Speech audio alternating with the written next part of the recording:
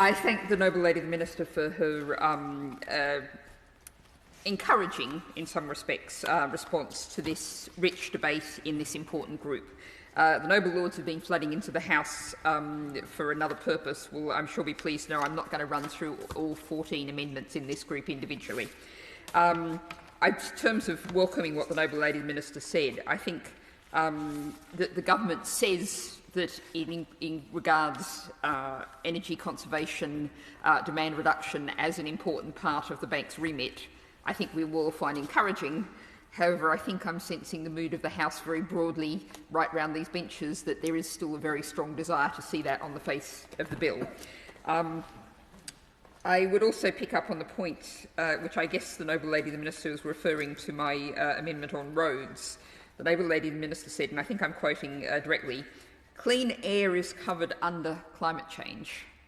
I would point to the Noble Lady the point I made that about half of the particulate matter pollution from vehicles comes from tyres and brakes.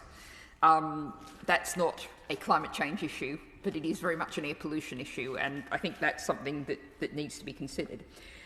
We will keep coming back to Amendment 17, energy efficiency, I think, I have no doubt. And I think the Noble Lady Baroness Young of Old Scone made the important point that this is not just an environmental issue, this is also a poverty reduction issue, and there is a dual benefit from that. I do just want to pick up one point that I think the Noble Lady the Minister didn't cover, which was the points I made about resource use and pollution and novel chemicals. And I understand as a Treasury Minister, novel chemicals and phosphate and nitrogen cycles may not be things that the Noble Lady encounters on a daily basis.